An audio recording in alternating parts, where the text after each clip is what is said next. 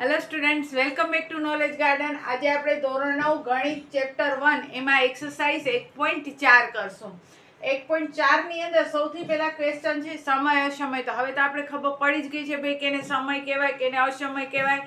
જેનો વર્ગમૂળ નીકળી શકતો હોય, જે શાંત હોય, શાંત દશાંશ અભિવ્યક્તિ હોય અથવા અનંત આવૃત હોય તો એ બધી સમય ને એના સિવાયની અસમય હોય છે. અહીંયા કને કેટલીક રકમ આપી છે પણ અહીંયા કને એક નવો મુદ્દો ઉમેરાય છે. તમને બે પદ કે બે થી વધારે પદ જ્યારે ગણિતની અંદર આપ્યા હોય ત્યારે કેમ નક્કી કરશો કે ભાઈ આ સમય છે કે અસમય? તો બંને પદમાંથી કોઈ પણ એક પદ જો અસમય હોય તો આખી રકમ અસમય થઈ જાય છે. અહીંયા જોઈએ પહેલો ક્વેશ્ચન, એમાં લખ્યું છે 2 માઇનસ વર્ગમૂળ 5. તો આ બે પદ છે. હવે આ જે બે છે એ સમય છે પણ આ વર્ગમૂળ 5 કેવા છે? અસમય છે. બે માંથી એક રકમ પણ જો અસમય હોય તો આખી રકમ કેવી થઈ જાય? અસમય થઈ જાય. આ વર્ગમૂળ 5 અસમય છે માટે આપણે કહી શકીએ કે 2 માઇનસ વર્ગમૂળ 5 અસમય છે. એના પછી કહે છે 3 વત્તા વર્ગમૂળમાં 23 કૌંસ માઇનસ વર્ગમૂળમાં 23. હવે આપણે આ કૌંસ છોડીએ તો 3 પ્લસ વર્ગમૂળમાં 23 માઇનસ વર્ગમૂળ 23. આ પ્લસ માઇનસ ઉડી ગયા તો રહ્યો શું? ખાલી 3 રહ્યો. 3 કેવા છે? સમય છે. એટલે સાદું રૂપ આપી ફાઇનલ જે જવાબ આવે છે એ ફાઇનલ જવાબ સમય છે કે અસમય એના ઉપરથી તમારે નક્કી કરવાનું. ત્રીજો દાખલો છે 2/√7 અપોન 7/√7. તો જો આ વર્ગમૂળ 7 ઉડી ગયા. રહ્યો શું? 2/7. તો 2 પણ સમય, 7 પણ સમય, એટલે આખી રકમ કેવી થઈ ગઈ? સમય થઈ કહેવાય. પછી કહે છે 1/√2. તો એક સમય છે પણ વર્ગમૂળ 2 અસમય છે. બંને પદમાંથી કોઈ પણ એક પદ અસમય હોય ને સાદું રૂપ આપવાથી વર્ગમૂળ નીકળતો નથી, કારણ કે આનો તો કોઈ સાદું રૂપ અપાશે જ નહીં. તો આ કેવી થઈ ગઈ? અસમય. જો વર્ગમૂળ 2 ઉડી જતા હોત આની જેમ કે આની જેમ તો સમય થાત, પણ આનો આન્સર કઈ આવશે નહીં. આનો આન્સર 1/√2 જ રહેશે. એને સાદું રૂપ આપી શકાશે નહીં. અને જે આ વર્ગમૂળ 2 અસમય છે એટલે આખી રકમ કેવી થઈ ગઈ? અસમય. પછી 2 પાઈ. તો અહીંયા જે પાઈ છે, પાઈની વેલ્યુ 22/7 છે. આ 22/7 પોતે સમય છે પણ જો ખાલી પાઈ લખવામાં આવે તો પાઈ અસમય છે. તો જ્યાં બે સમય અને પાઈ કેવી છે? અસમય છે. બે નો ગુણાંક પાઈ અસમય છે એટલે આખી રકમ કેવી થઈ ગઈ કહેવાય? અસમય થઈ કહેવાય. આ હતો આપણો ક્વેશ્ચન નંબર 1. હવે ક્વેશ્ચન નંબર 2 છે એની અંદર આપણે કિંમત શોધવાની છે, સાદું રૂપ આપવાનો છે ને એ પાયાની વસ્તુ છે, કારણ કે સાદું રૂપ તો આવડવું જ જોઈએ તો જ તમે 10મામાં આવશો ત્યારે તમારો મેથ્સ છે એ જોરદાર થશે. તો કિંમત શોધો અથવા સાદું રૂપ આપો. ક્વેશ્ચન 2 એમાં પહેલી રકમ તમને આપી છે 3 વત્તા વર્ગમૂળમાં 3 અને 2 વત્તા વર્ગમૂળમાં 2. બરોબર. અહીંયા જોશો બધે કૌંસની રકમ કેવી છે? જુદી જુદી છે. ચારે ચાર રકમ તમારી કેવી છે? જુદી જુદી છે. ત્યારે સાદું રૂપ કેવી રીતે આપવાનો? પહેલા કૌંસની પહેલી રકમ એને ગુણ્યા આખો બીજો કૌંસ. જ્યારે બધા પદ જુદા જુદા હોય ત્યારે પહેલા કૌંસની પહેલી રકમ એને ગુણ્યા આખો કૌંસ.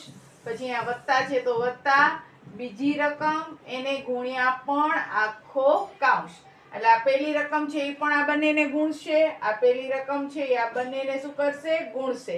આ બીજી રકમ છે એ પણ આ બંનેને શું કરશે? ગુણશે.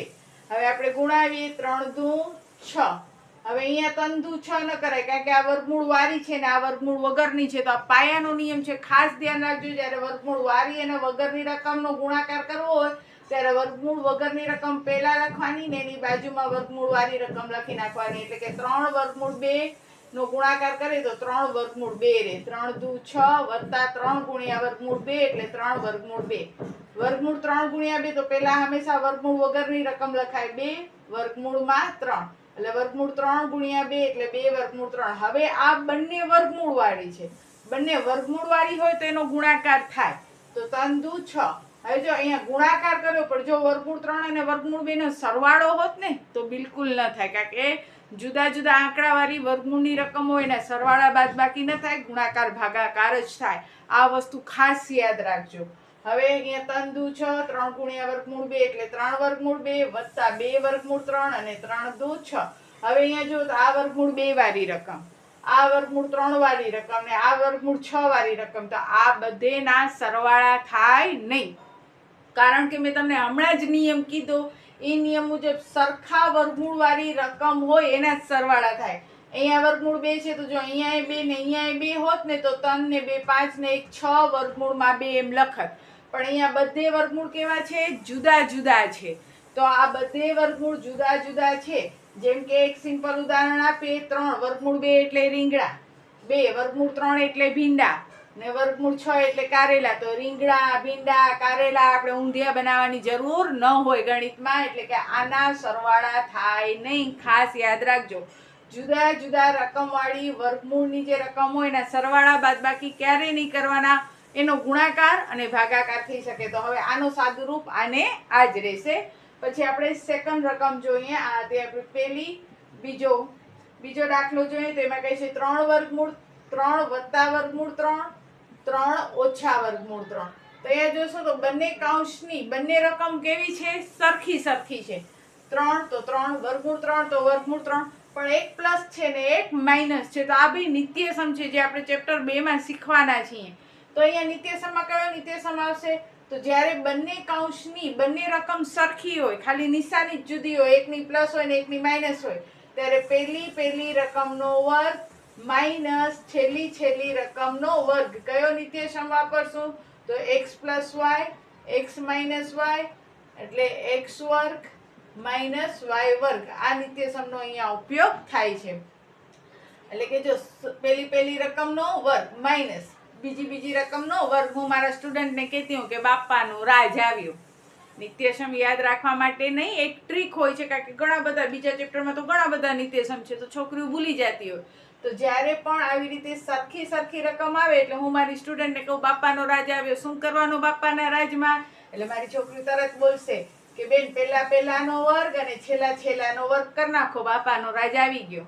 પછી 3 નો વર્ગ 9 ઓછા વર્ગમૂળ 3 નો વર્ગ. તો કોઈ પણ રકમ વર્ગમૂળમાં હોય એનો વર્ગ કરો એટલે વર્ગમૂળ નીકળી જાય. 9 માંથી 3 જાય તો 6 થઈ ગઈ કિંમત એની. આવી ગયો બાપાનો રાજ. એટલે ખાસ યાદ રાખજો, બંને રકમ સરખી હોય તો બાપાનો રાજ. સ્કૂલમાં ન બોલજો નહીં તો બેન પીટી નાખશે તમને. બાપાનો રાજ એટલે સરખી રકમ હોય ત્યારે પણ એક પ્લસ ને એક માઇનસ હોવી જોઈએ. એટલે પહેલાનો વર્ગ છેલ્લાનો વર્ગ, પછી વર્ગ કરીને સાદું રૂપ આપી દો. ત્રીજી રકમ છે વર્ગમૂળમાં 5 વત્તા વર્ગમૂળમાં 2. આ પણ ભાઈ નિત્યસમ જ છે. કાઉન્સની બારે વર્ગ. અહીંયા તો 2 પદ હતા પણ અહીંયા તો કાઉન્સની બારે વર્ગ છે. તો જ્યારે પણ અહીંયા પ્લસ હોય કે માઇનસ હોય, 2 રકમ હોય ને કાઉન્સની બારે વર્ગ હોય, ત્યારે મારી છોકરીઓ બોલશે, બોલ હેતવી દીકુ. હા, જો હેતવી કહે છે કે બેન ગીત ગાવાનું આની અંદર. જ્યારે પણ કાઉન્સની બારે વર્ગ હોય ત્યારે ગીત ગાવાનું. કયો ગીત ગાશું? તો પહેલાનો વર્ગ છેલ્લાનો વર્ગ વચમાં નિયમ ના 2 એને ગુણ્યા પહેલો પદ એને ગુણ્યા બીજો પદ. અને જ્યારે પણ અહીંયા પ્લસ હોય ત્યારે અહીંયા બંને નિશાની પ્લસ જ આવશે. જો અહીંયા માઇનસ હશે તો અહીંયા પહેલી નિશાની બદલી જશે, માઇનસ આવશે. શું કામ? કારણ કે આ માઇનસ છે એટલે આ માઇનસ આપણે અહીંયા આગળ લખવો પડે, પ્લસ માઇનસ થઈ જાય. પણ તમને યાદ ન રાખવું હોય તો પહેલાનો વર્ગ છેલ્લાનો વર્ગ વચમાં નિયમના 2 એને ગુણ્યા પહેલો પદ ગુણ્યા બીજો પદ. પ્લસ છે તો બંને પ્લસ, માઇનસ છે તો પહેલી નિશાની માઇનસ ને બીજી નિશાની પ્લસ. હવે વર્ગમૂળ 5 નો વર્ગ આખા 5 2 ના 2. આ 2 વર્ગમૂળ વાળી જુદા આંકડા છે, પણ મેં તમને કીધું કે જુદા આંકડા હોય તો ગુણાકાર થાય, સરવાળા બાદબાકી ન થાય. એટલે 5 દુ 10 અને વર્ગમૂળ 2 નો વર્ગ આખા 2. હવે જો આ એ વર્ગમૂળ વગરની, આ પણ વર્ગમૂળ વગરની, તો એના સરવાળા બાદબાકી થાય. એટલે 5 ને 2 7 વત્તા 2 વર્ગમૂળમાં 10. હવે 7 વત્તા 2 9 થાય નહીં? થાય, પણ આપણે કરવાના નથી. શું કામ નથી કરવાના? તો 7 વત્તા 2 પણ આ 2 નથી, 2 સાથે શું છે? વર્ગમૂળ 10 છે. એટલે આ વર્ગમૂળ વાળો પદ છે ને આ વર્ગમૂળ વગરનો પદ છે. તો એક વર્ગમૂળ વાળો પદ હોય અને એક વર્ગમૂળ વગરનો પદ હોય, એના સરવાળા બાદબાકી થાય ને. એટલે આપણો આન્સર આ જ રહેશે, 7 વત્તા 2 વર્ગમૂળમાં 10. ભૂલથી પણ 7 ને 2 9 વર્ગમૂળમાં 10 કરાય નહીં. અને પછી ચોથો દાખલો જોઈએ એનો. તો ચોથો દાખલો કઈ છે? વર્ગમૂળ 5 ઓછા વર્ગમૂળ 2 વર્ગમૂળ 5 વત્તા વર્ગમૂળ 2.